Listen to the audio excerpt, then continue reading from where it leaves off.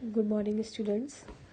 Today is 23rd of July, and you must have watched the previous videos. We covered network protocol in the previous video, in which we talked about what are network protocols, and we in depth talked about TCP/IP, IP addresses.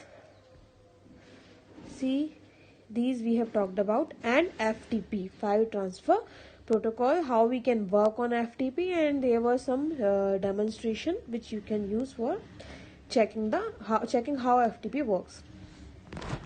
Next is point to point protocol.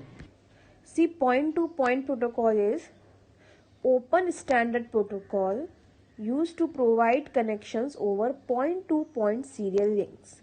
मतलब ये यहाँ point है, एक ये यहाँ point है, इस पर एक सीरियल लिंक है, बस यहाँ से यहाँ आपको डेटा पहुँचाना है. The main purpose is to transport layer 3 packets over a data link layer point to point link. अब लेयर 3 देखो, इसमें जैसे यहाँ पे जो लेयर बताई थी, यहाँ पे आपको मैंने इस वाले में दिख रहे हो आप, ये एप्लीकेशन लेयर, ट्रांसपोर्ट लेयर, इस तरह से. तो ये इसी लेयर की बात कर रहा है, OSI मॉडल में जो लेयर होती है उनकी. तो लेयर 3 के जो पैकेट होते हैं उसको डेटा लिंक लेयर के ऊपर पॉइंट टू पॉइंट इस तरह से पहुंचाने का काम करते हैं. PPP can be configured on asynchronous serial connection, synchronous serial connection. Asynchronous means plain old telephone service dial-up, and synchronous like integrated services for digital network, ISDN सुना होगा आपने, और पॉइंट टू पॉइंट रीज लाइन. ठीक है, synchronous और asynchronous दो तरह के सीरियल कनेक्शन हो सकते हैं. एक एसिंक्रोनस जो पुराने टेलीफोन सर्विस थे उन पे जो नेटवर्क काम कर रहा है हमारा, that is asynchronous serial connection. और सिंक्रोनस जो ISDN की हम बात करते हैं वो. इसमें दो सब प्रोटोकॉल होते हैं, link control protocol and network control protocol. तो what is link control protocol? It set up and negotiate control options on the data link layer. Data link layer is the OSI layer 2. So after finishing setting up the link, it uses NCP. एक बार इसने link create करी, then ये negotiate करता है optional configuration parameter. Configuration आपको जानते हैं, जैसे कोई भी चीज़ हम खरीदते हैं उसका कुछ कॉन्फ़िगरेशन होता है. ऐसे ही जब नेटवर्क की लिंक सेट करता है तो कुछ डेटा बिट्स की साइज़ फिक्स कर सकता है, किस बैंडविड्थ से जाएगी वो फिक्स कर सकता है. तो ये ऑप्शनल कॉन्फ़िगरेशन पैरामीटर होता है. This is done through network control protocol and it facilitated for network layer. This is OSI layer 3. सो क्या होता है कि एक बार आपने लिंक सेट करी और उस पर जो डेटा जा रहा है उसके लिए नेटवर्क सेट किया, तो ये आपका नेटवर्क कंट्रोल प्रोटोकॉल करता है. Before a PPP connection is established, the link must go through 3 phases of session establishment. तो इसके 3 फेज होते हैं सेशन एस्टेब्लिश करने के. सेशन का मतलब क्या होता है कि इतना टाइम हमको मिला है और इसमें आपको जो डेटा सेंड करना है वो सेशन कहलाता है एक तरह से. तो लिंक एस्टेब्लिशमेंट फेज होता है, एक ऑथेंटिकेशन होता है, एक network layer control protocol phase होता है.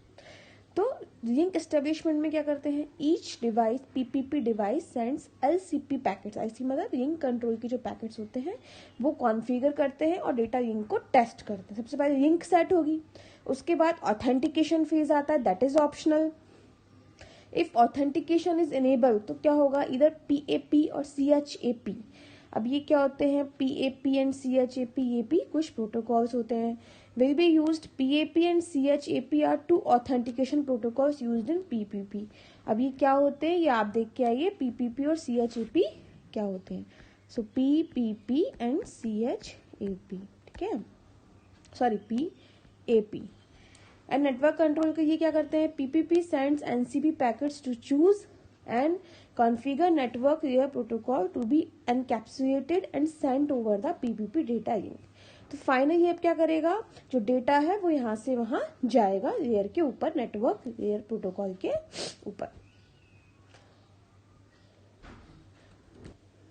So now next is HTTP, which is Hypertext Transfer Protocol. Whenever you open a site, you generally see HTTP protocol. It is the most common used protocol, and it is used to transfer data across the web. So it allows users of the www to exchange information. So when you ask for some information, you are a client and you are getting the information from server. So exchange information found on web pages. When accessing any web page, entering this in front of the address tells us browser to communicate over HTTP. So when you write this, it means you are communicating with the site या with the website over this protocol.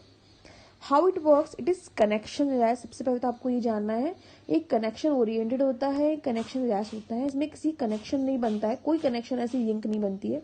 Like in previous slide you see PPP establishes the link first, so it is connection oriented protocol, but it is connection less. HTTP में connection less है, कोई connection नहीं बनता. It is text based protocol. Clients, I already told you कि clients क्या होते हैं, web browsers send request through request object of HTTP to web server for web pages और images etc. यानी कि जो भी आपको चाहिए आप उसके लिए करेंगे. देन क्या होगा, web server respond accordingly through response object. तो एक होता है रिक्वेस्ट ऑब्जेक्ट जो आप रिक्वेस्ट करते टाइम भेजते हैं, और एक होता है response. These two words are very important whenever you are talking about some protocol, specially with respect to HTTP, because HTTP is asked so many times in exam of HTTP after this cycle. क्या होता है इसके बाद में, connection between client and server across the internet is disconnected. तो आपने भेजा, वहां से कुछ आया, देन कनेक्शन डिसकनेक्ट. इसका मतलब ये नहीं नेट चला जाता है, बट आपकी लिंक की जरूरत इसमें नहीं होती है. New connection must be made for each request, यानी कि हर बार आपको जब भी कोई बैक पेज खोलना पड़ता है तो then dedicated connection is establish for the each web page. इसका मतलब ऑलरेडी कोई एस्टेब्लिश्ड आपकी लिंक नहीं है जिससे आप बार बार कर रहे हैं. आपको बार बार जब भी यूज करना होगा तो अपने आप बार बार एक लिंक जनरेट करेगा आपके लिए. ये देखिए इसमें working with DNS server. So I am giving you some terms here. So 2 terms मैंने आपको पिछली स्लाइड में दी थी. Now here is DNS server and working with web server both. Actually one of you may be telling me whatever terms I am giving you, because sometimes I forget. So अगर आप जो नई जो terms मैं आपको भेज रही हूँ बताने के लिए, वो आप मुझे लिख के भेज देना क्या क्या था, तो मैं आपको एक वीडियो में वो कवर कर दूंगी सारी जो भी चीजें होंगी. तो रिक्वेस्ट python.mykvs.in रिस्पॉन्स दिस, कि आपने ये PC से रिक्वेस्ट किया कि मुझे ये वेबसाइट खोलनी है और आपको ये IP एड्रेस मिला कि इस वेबसाइट पे ये है, और आपने इस पे HTTP रिक्वेस्ट किया इस पेज पे, फिर आपको HTTP का रिस्पॉन्स मिला. ठीक है, लोकल DNS सर्वर क्या होता है ये आप देखिए एक बार. रिमोट लॉगिन, मैं यहाँ पे बैठी हूँ, आपका PC रिमोटली लॉगिन कर सकती हूँ, एक्सेस कर सकती हूँ, that is remote login. It permits a user who is using one computer to log into remote computer or interact with a program on another computer. So as I told you, I can remotely access your computer, I can remotely change anything what I want. Command given at remote location is processed by server and result displayed over remote location. So in this picture आपने remote login किया है कोई client software के through, जैसे मैंने आपको बताया था एनीडेस्क सॉफ्टवेयर, बार बार मैं आपको बता रही हूँ because I have used this. There may be other software also. Internet, it is working on internet and main office, this is server. Now next is Telnet protocol for accessing remote site or servers. Same जहाँ पे वो कर रहे थे, remote login is the concept, but Telnet is the protocol. Using Telnet client software on our computer, we can make a connection to a Telnet server, यानी कि remote host. तो ये मैंने आपको बताया वो सॉफ्टवेयर का नाम था, that is the name of protocol and that is the name of the process. Once our Telnet client establishes the connection to the remote host, our client becomes a virtual terminal, allowing us to communicate with the remote host from our computer. In most cases, we need to log into the remote host. Remote host पता है, मतलब जहाँ पे हम login करना चाह रहे हैं, दैट इज रिमोट होस्ट. तो आपको अगर वहां पे लॉगिन करना है तो क्या होता है, which requires that we have an account on the system. Occasionally we can log in as guest or public. Without having an account. अब जनरली जो मैंने आपको सॉफ्टवेयर बताया उसमें आपको कोई अकाउंट की जरूरत नहीं पड़ती, क्योंकि आप नॉर्मली कभी कभार आप लॉग इन कर रहे हैं। लेकिन अगर आपको सपोज करिए किसी कंपनी में काम कर रहे हैं, again you have to work on that remote computer, then you can use this system. Occasionally we can log in, generally it is used in Unix based client server system to interact. तो Unix Linux जो होते हैं वो होते हैं, लेकिन आप Windows में भी इसमें करते हैं।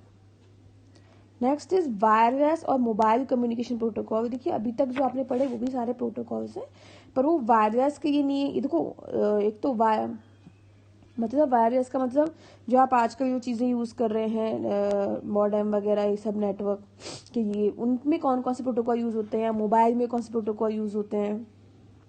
अभी तक हमने कौन कौन से पढ़े, टीसीपी आईपी के बारे में पढ़ा, थोड़ा आईपी एड्रेसेस के बारे में पढ़ा, then we talked about PPP and then we talked about also FTP and telnet. ठीक है, अगर कोई रह गया हो तो मुझे बता देना, अगर कुछ यूनिट में हो मैं नहीं बता पाई हूँ तो इनके बारे में आपने पढ़ा। अभी वायरलेस और मोबाइल कम्युनिकेशन प्रोटोकॉल ये थोड़े अलग होते हैं। It is perform and delivered wirelessly between mobile devices. ठीक है, मोबाइल डिवाइसेस में जो यूज होते हैं, यानी कि जैसे आपके मोबाइल आपका यूज कर रहे हैं तब, या फिर आप इधर से उधर अपना पीसी लेके जा रहे हैं और नेट तो एक ही जगह आपके ब्रॉडबैंड का, तो तब क्या यूज होता है। It is unique because it separates the mobile network from fixed network and provides connectivity between the two via the protocols especially used for wireless or mobile communication, which are not as wireless or mobile communication protocol. Example देखो इसमें क्या लिख रहा है कि इसमें fixed network और mobile network में क्या डिफरेंस होता है। Because it provides the connectivity between the two via the protocols specially used for wireless or mobile communication. So mobile communication के specially डिजाइन अलग से प्रोटोकॉल होते हैं, उनके थ्रू ही वो डिवाइसेस कनेक्ट होती हैं। ठीक है, जैसे आई थिंक सम गड़बड़ है यहाँ पे कुछ टाइम में, बट आपको समझ में आ गया होगा। तो हम इसमें बात करेंगे 3 की, जीएसएम, जीपीआरएस एंड डब्ल्यू। आपने पढ़ा होगा जीपीआरएस बार बार, जीएसएम सिम भी पढ़ा होगा, है ना, तो उनके बारे में बात करेंगे। जीएसएम के बारे में बात करते हैं, फुल फॉर्म आपको याद रखनी है, global system for mobile communication. ठीक है, इसको डेवलप किया था European telecommunication standards institute for 2G network के लिए। ठीक है, सबसे पहले हम 2G ही यूज करने लगे थे, तो 2G के लिए यूज किया था for mobile phones. Initially started as a circuit switching network. अब सर्किट और पैकेट स्विचिंग आपने बहुत स्टार्टिंग में पढ़ी थी, in the first lecture I think, तो वहां से आपको देखना है सर्किट स्विचिंग क्या होती है। लेकिन लेटर इसमें क्या हुआ, packet switching was implemented after integration general packet radio service. तो यहाँ पे आपको जीपीआरएस की फुल फॉर्म भी मिल जाती है, क्या है, जनरल पैकेट रेडियो सर्विस। तो आपको पैकेट से याद रहेगा कि पैकेट स्विचिंग आए, तो जब वो टेक्नोलॉजी आई तो आपको पैकेट स्विचिंग करनी हुई। इसमें वाइडली यूज जीएसएम फ्रीक्वेंसी है जो ये याद रखनी है आपको, 900 मेगाहर्ट्ज एंड 1800 मेगाहर्ट्ज। इसमें सिम कार्ड यूज होते हैं ऑब्वियसली। सिम कार्ड को क्या बोलते हैं, सब्सक्राइबर आइडेंटिटी मॉड्यूल। अब ये क्या होता है इस बताया इसमें, वैसे तो आपको पता ही है, tiny portable memory chip stores information about you as a cell phone user. Obviously आपका जो नंबर होता है तो वो आपको उसमें आपकी सारी इन्फॉर्मेशन स्टोर रहती है एज अ फोन यूजर, क्या आप फोन यूज कर रहे हैं और आपका ये नंबर है, आपकी ये आईडी है। On it there is a 17 digit code, ये इंपॉर्टेंट है, that designates it country code of origin. ठीक है, किस कंट्री में हुआ है वो होता है, सिस्टम करियर, ठीक है, and a unique user ID. ठीक है, तो 3 चीज होती है और टोटल ये मिला के 17 डिजिट का कोड आपको देती है। जीएसएम वर्क कैसे करता है, अब देखिए मोबाइल स्टेशन, एक टर्म है मोबाइल स्टेशन। ठीक है, मोबाइल फोन जो होता है इसमें आपका ट्रांसीवर होता है, डिस्प्ले वहां पे होता है एंड द प्रोसेसर होता है, और ये सब सिम कार्ड आपका कंट्रोल करता है, because it is only the one which is operating over network. Idea का सिम खरीदा है तो आइडिया का नेटवर्क डलवाना पड़ेगा, नेट डलवाना पड़ेगा, आइडिया में एयरटेल का नेट तो नहीं डाल सकते। ठीक है, बेस स्टेशन सब सिस्टम क्या होता है, it connects mobile station and network sub system, यानी कि जहां से आपका नेटवर्क आ रहा है वो, और यहाँ आपका जो फोन की सिम है वो. इट कंसिस्ट ऑफ, इसमें बेस ट्रांसीवर स्टेशन होता है, इसमें radio transceiver and handles the protocols for communication with mobiles. ठीक है, तो ये जो बेस ट्रांसीवर स्टेशन होता है ये आपका मोबाइल के साथ में कम्युनिकेशन हैंडल करता है. इसमें बेस स्टेशन कंट्रोलर भी होता है जो इस स्टेशन को कंट्रोल करता है and acts as a interface between the mobile station and mobile switching centre. ठीक है, अब नेटवर्क सब सिस्टम क्या होता है? Provides the basic network connection to the mobile stations. The basic part of this subsystem is the mobile service switching center, which provides access to different networks like ISDN, PSTN. अब देखिए ये वाली terms भी आप देख सकते हैं. It also consists of the home location register and the visitor location register, which provides the call routing and roaming capabilities of GSM. ठीक है, तो जब भी आप कहीं बाहर जाते हैं घूमने के लिए या कहीं भी, तो ये जो होम लोकेशन है या विजिटर लोकेशन है, ये जो आपकी लोकेशन होती है ये सब उस सिस्टम में स्टोर होती है और इसी से आपका नेटवर्क वहां पकड़ता है. ठीक है, इससे कॉल राउटिंग या रोमिंग जो आपको लगती है वो सब उसी से होता है. It also contains the equipment identity register. Equipment identity, इसमें अकाउंट होता है all the mobile equipments wearing each mobile is identified by its own IMEI number. ये तो आपको पता है. IMEI नंबर जो होता है इसको बोलते हैं इंटरनेशनल मोबाइल इक्विपमेंट आइडेंटिटी. तो इंटरनेशनल, ये आपके मोबाइल की क्या आइडेंटिटी है वो ये नंबर से होता है. और जब आपका फोन खो जाता है तो ऑब्वियसली यही आप देखते हैं. ठीक है, ये देखिए सिम है. Now when we look this diagram, SIM, this is me, this is my mobile. ठीक है, station, and this is base station subsystem or network subsystem. First we talk about what is BTS. देखो BTS देखा आपने, base transceiver station होता है. Then BSC क्या होता है? Base station subsystem. HLR क्या होता है? Home location register, visitor location register. And MSC मतलब मोबाइल स्टेशन कंट्रोलर जो होते हैं, या मोबाइल सर्विस स्विचिंग सेंटर जो इसमें बात की गई है. And equipment identity register and AUC होता है आपका authentication centre. Actually I am having cold so sometimes. See this is base station subsystem. तो when your mobile works on network, so it connects through BTS, base transfer system, through radio frequencies. Then these systems are connected to base station controller, and base station controllers are connected to mobile station controller. So in network subsystem, HLR is the home location register, which contains all the information of the users which are in the same geographical area. And VLR register is visitor location register, और इसमें क्या रहता है? जितने भी roaming वाले customers हैं, ठीक है, उनकी जो डिटेल्स है वो इसमें VLR में रहेगी. And this is authentication centre which is used to authenticate the user by checking their SIM number or other details etc. And it also sends the required information to the MSC. इसमें जो PSTN है, PSTN होता है public switched telephone network. मतलब simply जो telephone के ऊपर काम करता है. तो एक लाइन होती है एक कन्वर्सेशन के लिए, using only one phone number. ये ओल्ड टेक्नोलॉजी है. ठीक है, ISDN जो होता है इसमें लिखा हुआ है, ये है इंटीग्रेटेड सर्विसेज डिजिटल नेटवर्क. तो ये प्राइमरी वॉइस और डेटा सर्विसेज का यूज होता है डिजिटल ट्रांसमिशन के लिए. ठीक है, इसमें जो वॉइस होती है उसमें एक से ज़्यादा चैनल आप यूज होते हैं. देखिए बहुत ज़्यादा टिपिकल टेक्नोलॉजीज हैं, इसको बहुत डिटेल में नहीं जाना, छोटा मोटा आपको याद रखना थोड़ा बहुत. ठीक है, तो ISDN में सिंपली वीडियो कॉन्फ्रेंसिंग वगैरह इनके लिए जो यूज़ किया गया वो है. अब आपका जो ये है PSPDN एंड CSPDN, ये public switched data network and circuit switched data network ये है. तो टोटली मिला के ये है कि जो फ़ोन है आपका वो एक स्टेशन से कनेक्ट होगा, फिर वो स्टेशन आपको स्टेशन इन्फॉर्मेशन कलेक्ट करेगा कि ये होम लोकेशन में है, आप विजिटर लोकेशन में है, आपकी इन्फॉर्मेशन देगा, फिर आपका फ़ोन कनेक्ट कराएगा, आपका डेटा कनेक्ट कराएगा। इस तरह से GSM टोटली वर्क करेगा। ठीक है, नेक्स्ट आपका GPRS है जो हम कल पढ़ेंगे। Okay, thank you. एंड थोड़ा सा टिपिकल है, बट आप एक दो बार समझेंगे तो समझ में आएगा थोड़ा बहुत। ओके।